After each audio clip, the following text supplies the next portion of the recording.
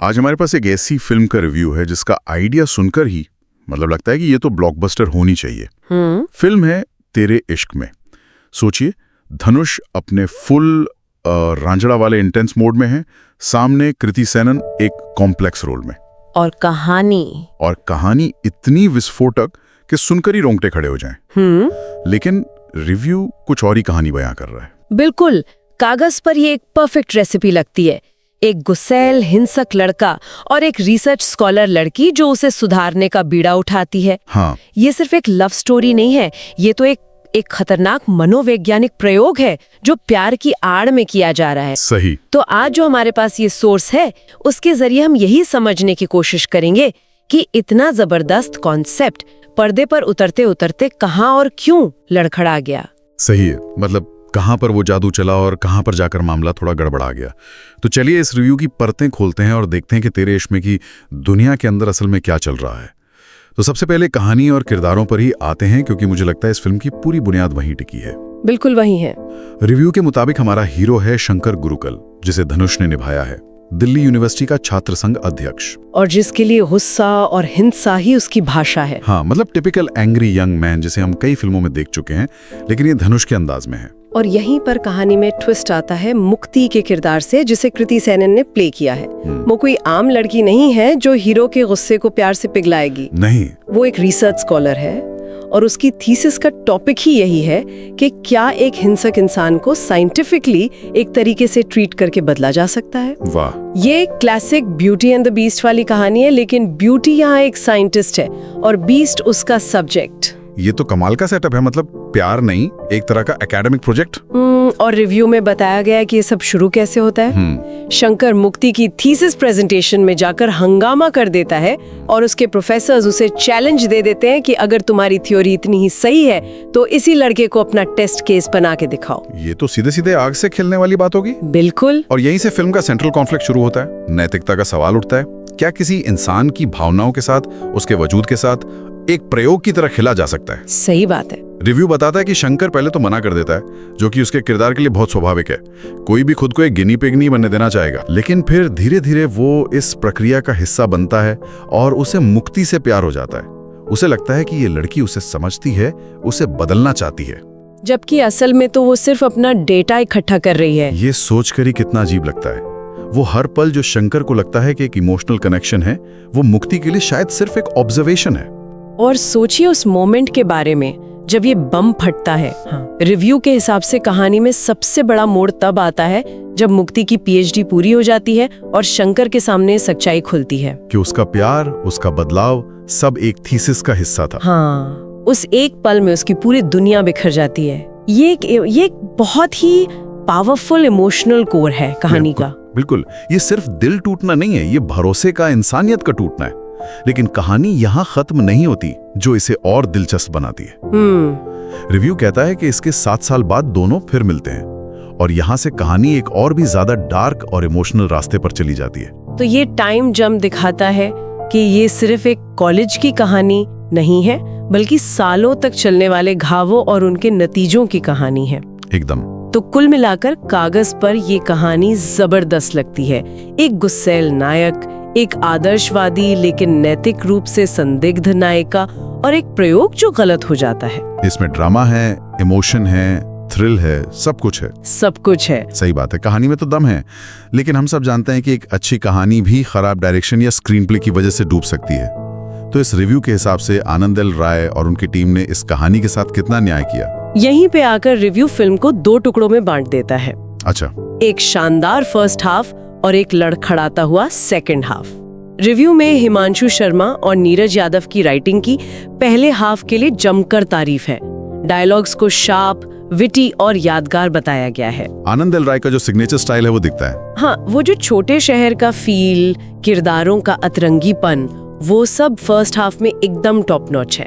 Review में कुछ scenes का खास तौर पे जिक्र भी है, जैसे वो सीन जहां मुक्ति शंकर को अपना सब्जेक्ट बनने के लिए मनाती है, या एक बार वाला सीन जहां शंकर का गुस्सा अपने चरम पर होता है। और इंटरवल पॉइंट को भी बहुत दमदार बताया गया है। मतलब डायरेक्टर ने पहले हाफ में ऑडियंस को पूरी तरह अपनी गिरफ्त में ले लिया था। बिल्कुल। उन्होंने ड्रामा को बहुत धीरे धीरे और असरदार तरीके से बिल्ड किया। किरदारों के बीच का जो तनाव है जो केमिस्ट्री है उसे बहुत अच्छे से स्थापित किया। पहले हाफ को पढ़कर ऐसा लगता है कि आप एक मॉडर्न क्लासिक देख रहे हैं। लेकिन, और ये लेकिन बहुत बड़ा है, रिव्यू ये भी साफ साफ कहता है कि दूसरे हाफ में फिल्म पटरी से उतर जाती है।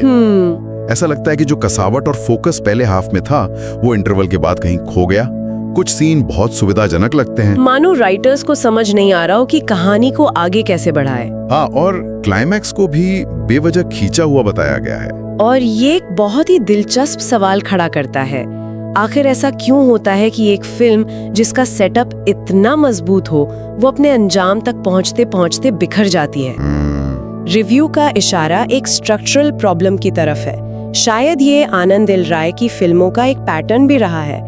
अगर आप रांझना या अतरंगी रे को भी देखें तो उनके इमोशनल क्लाइमैक्स बहुत कॉम्प्लेक्स और उलझे हुए होते हैं। हाँ, कभी कभी ये काम कर जाता है, लेकिन इस रिव्यू को पढ़कर लगता है कि यहाँ लेखक उस कॉम्प्लेक्सिटी को एक संतोषजनक अंत नहीं दे पाए। हाँ, ये हो सकता है। मतलब आपने एक इतना बड़ा इमोशनल कॉन्फ्लिक्ट खड़ा कर दिया कि अब उसे सुलझाएं कैसे, ये समझना मुश्किल हो गया। बिल्कुल। शायद पहले हाफ के लिए जितने दमदार आइडियाज थे, 7 साल बाद की कहानी को संभालने के लिए उतने नहीं थे। और जब कहानी लड़खड़ाती है तो दर्शक का कनेक्शन भी टूटने लगता है। सही कहा, एक शानदार शुरुआत को एक संतोषजनक अंत तक ले जाना ही सबसे बड़ी चुनौती होती है। तो स्क्रीन प्ले और डायरेक्शन के मामले में रिव्यू एक ऐसी तस्वीर पेश करता है जो आधी शानदार है और आधी भटकी हुई। चलिए अब फिल्म के उस पहलू पर आते हैं जिसे रिव्यू ने इसकी रीढ़ की हड्डी, इसका सबसे मजबूत स्तंभ बताया है, परफॉर्मेंस। और शुरुआत धनुष से करते हैं, जिनके लिए रिव्यू में सिर्फ 2 शब्दों का इस्तेमाल हुआ है, ऑन फायर। और ये शब्द सब कुछ कह देते हैं। धनुष इस तरह के किरदारों के लिए ही जाने जाते हैं। हाँ, रिव्यू उनके अभिनय को रॉ एंगर और इमोशनल वल्नरेबिलिटी का एक बेहतरीन कॉम्बिनेशन बताता है।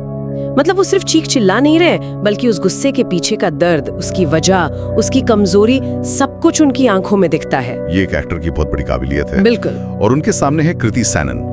धनुष जैसे पावर हाउस परफॉर्मर के सामने टिकना आसान नहीं होता। बिल्कुल नहीं। लेकिन रिव्यू के मुताबिक कृति ने यह काम बहुत ही क्लास के साथ किया है। उनके किरदार मुक्ति में कई परतें हैं।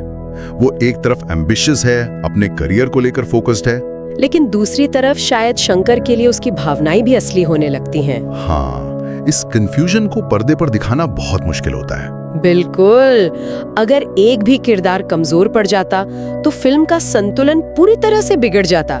लेकिन रिव्यू कहता है कि दोनों ने एक दूसरे को बहुत अच्छी टक्कर दी है। उनकी केमिस्ट्री फिल्म का एक बड़ा प्लस पॉइंट है। सपोर्टिंग कास्ट में भी प्रकाश राज और तोता रॉय चौधरी जैसे दमदार नाम है। रिव्यू तो कहता है कि प्रकाश राज दूसरे हाफ की जान है। अच्छा। हाँ, जब कहानी लड़खड़ा रही थी तब शायद उन्होंने अपने अनुभव से उसे संभाला। और तोता रॉय चौधरी को एक स्ट्रॉन्ग सरप्राइज कहा गया है। मतलब उनसे जितनी उम्मीद थी उन्होंने उससे कई ज्यादा अच्छा काम किया। हाँ, लेकिन यहीं पर एक दिलचस्प विरोधाभास भी है। रिव्यू में जीशान अय्यूब और आशीष वर्मा का भी जिक्र है, जिन्हें अंडर यूटिलाइज्ड कहा गया है। हाँ, मतलब इतने टैलेंटेड एक्टर्स को फिल्म में लिया तो गया, लेकिन उनके किरदारों को ठीक से लिखा नहीं गया। आशीष वर्मा के लिए तो दुखद रूप से बर्बाद जैसे शब्दों का इस्तेमाल हुआ है। ये एक अजीब बात है ना, हाँ, कि एक तरफ आपके पास प्रकाश राज जैसा एक्टर है जो फिल्म को संभाल रहा है, और दूसरी तरफ आशीष वर्मा जैसा टैलेंट है जिसे पूरी तरह से वेस्ट कर दिया गया। शायद ये भी दूसरे हाफ की लड़खड़ाती स्क्रिप्ट की ही निशानी है। हो सकता है। जब आपकी मुख्य कहानी कमजोर पड़ने लगती है तो आप सपोर्टिंग किरदारों को या तो सहारा बनाने की कोशिश करते हैं या फिर उन्हें पूरी तरह से भूल जाते हैं। एकदम सही पकड़ा। एक अच्छी स्क्रिप्ट हर किरदार को उसका मकसद देती है, चाहे वो छोटा हो या बड़ा। जब कुछ किरदारों को सिर्फ खाली जगह भरने के लिए इस्तेमाल किया जाता है तो ये साफ दिखता है कि स्क्रिप्ट में गहराई की कमी है। लेकिन इन कुछ कमियों के बावजूद रिव्यू के हिसाब से एक्टिंग डिपार्टमेंट ही है जो इस फिल्म को देखने लायक बनाता है। बिल्कुल। तो कहानी और एक्टिंग के बाद अब बात करते हैं फिल्म के मूड और माहौल की। और आनंद एल राय की फिल्म हो तो संगीत की बात तो होगी ही। और जब संगीतकार ए.आर. रहमान हो तो उम्मीदें आसमान पर होती हैं। बिल्कुल। और रिव्यू के मुताबिक रहमान ने निराश नहीं किया है। टाइटल ट्रैक को धमाकेदार बताया गया है। लेकिन एक शिकायत भी है जो आजकल बहुत आम हो गई है कि पूरा गाना फिल्म में सुनने को ही नहीं मिलता। हाँ, ये फैंस के लिए बहुत बड़ी निराशा की बात होती है। आप एक गाना सुनते हैं, उससे जुड़ते हैं और थिएटर में जाकर पता चलता है कि उसका बस एक अंतरा ही फिल्म में है। ये ट्रेंड थोड़ा परेशान करने वाला है, सही में। लेकिन बाकी गानों के बारे में क्या कहा गया है? बाकी गानों की तारीफ हुई है। जिगर ठंडा, चिन्नावारे, लड़की जैसे गानों को सिचुएशन के हिसाब से बहुत असरदार बताया गया है। अच्छा। मतलब वो सिर्फ कहानी में ठूंसे नहीं गए हैं, बल्कि कहानी को आगे बढ़ाते हैं और किरदारों के इमोशंस को आवाज देते हैं। और बैकग्राउंड स्कोर? बैकग्राउंड स्कोर को भी फिल्म की इंटेंसिटी के हिसाब से परफेक्ट बताया गया है, जो इस तरह की फिल्मों के लिए बहुत जरूरी होता है। और बाकी तकनीकी चीजों पर भी रिव्यू में बात हुई है। सिनेमैटोग्राफी को ठीक ठाक बताया गया है, मतलब कुछ खास असाधारण नहीं। प्रोडक्शन डिजाइन रियलिस्टिक है, जो दिल्ली यूनिवर्सिटी का माहौल बनाने में मदद करता है। कॉस्ट्यूम्स पर ध्यान दिया गया है, कृति स्टाइलिश हैं और धनुष अपने किरदार के हिसाब से परफेक्टली रग्ड। लेकिन एक और जगह जहाँ फिल्म मार खाती है वो है एडिटिंग। अच्छा। रिव्यू के मुताबिक फिल्म जरूरत से ज्यादा लंबी लगती है, खासकर दूसरे हाफ में, और ये बात सीधे सीधे स्क्रीन प्ले की कमियों से जुड़ जाती है, जिसकी हम पहले बात कर रहे थे। मतलब एक कसी हुई एडिटिंग शायद इसे बचा सकती थी। हाँ, एक अच्छी एडिटिंग शायद दूसरे हाफ की गति की समस्याओं को और कहानी के बिखराव को थोड़ा संभाल सकती थी, लेकिन यहाँ लगता है कि एडिटिंग ने उन कमियों को और उजागर कर दिया है। तो तकनीकी तौर पर भी वही पैटर्न दिखता है जो कहानी में था। कुछ चीजें बहुत अच्छी हैं, जैसे संगीत, लेकिन कुछ चीजें जैसे एडिटिंग फिल्म के ओवरऑल असर को कम कर देती हैं। बिल्कुल। फिल्म बनाना एक टीम वर्क है। अगर एक भी डिपार्टमेंट, चाहे वो राइटिंग हो या एडिटिंग, कमजोर रह जाए तो पूरी इमारत डगमगाने लगती है, और इस रिव्यू से यही महसूस हो रहा है। तो इन सब बातों को समेटे तो आखिर में इस रिव्यू का फाइनल फैसला क्या है? तेरे इश्क में को लेकर बॉटम लाइन क्या है? रिव्यू इसे एक इंटेंस, इमोशनल और ड्रामेटिक लव सागा कहता है। इसकी मजबूतियों को साफ तौर पर गिनाया गया है, जैसे धनुष और कृति की आग लगा देने वाली परफॉर्मेंस। हाँ, एक बेहद मजबूत और आकर्षक पहला हाफ, और आनंद एल राय का वो डायरेक्शन जो आपको कहानी की दुनिया में खींच लेता है। और इसकी कमजोरियां भी उतनी ही साफ हैं। एक कमजोर और भटका हुआ दूसरा हाफ। कहानी में कुछ ऐसी चीजें जो सिर्फ सहूलियत के लिए डाल दी गई हैं, जिन्हें सिनेमैटिक लिबर्टीज कहा गया है, और एक ऐसा क्लाइमैक्स जो खत्म होने का नाम ही नहीं लेता। ये सब मिलके फिल्म के प्रभाव को कम कर देते हैं। इसीलिए फाइनल रेटिंग दी गई है 5 में से 3.5 स्टार। ये एक अच्छी रेटिंग है। ये अच्छी रेटिंग है, लेकिन ये वो रेटिंग नहीं है जो एक क्लासिक फिल्म को मिलती है। ये रेटिंग कहती है कि फिल्म में बहुत कुछ पसंद करने लायक है, लेकिन कुछ गंभीर खामियां भी हैं जिन्हें नजरअंदाज नहीं किया जा सकता। और इसे देखने की सलाह किसे दी गई है? खास तौर पर धनुष के डाई हार्ड फैंस को, या उन लोगों को जिन्हें इंटेंस, जुनूनी और थोड़ी उलझी हुई प्रेम कहानियां पसंद है। रिव्यू का सार यही है कि आप थिएटर में जाएं तो एक शानदार परफॉर्मेंस और एक दमदार फर्स्ट हाफ की उम्मीद लेकर जाएं, लेकिन एक परफेक्ट फिल्म की उम्मीद ना रखें। तो आज हमने इस एक रिव्यू के जरिए तेरे इश्क में की दुनिया की गहराई में उतर कर देखा। ये एक ऐसी फिल्म की तस्वीर पेश करता है जिसमें एम्बिशन बहुत था, दिल भी सही जगह पर था, लेकिन शायद कहानी का बोझ इतना ज्यादा हो गया कि वो अंत तक पहुंचते पहुंचते थोड़ा लड़खड़ा गई। एक ऐसी फिल्म जो महान हो सकती थी पर एक अच्छी फिल्म बनकर रह गई। और अंत में एक सवाल सोचने के लिए छोड़ जाते हैं। ये रिव्यू एक ऐसी कहानी पर आधारित है जहां एक इंसान दूसरे को सुधारने की कोशिश कर रहा है। ये एक दिलचस्प सवाल उठाता है जो हम सब अपनी जिंदगी में कभी ना कभी सोचते हैं।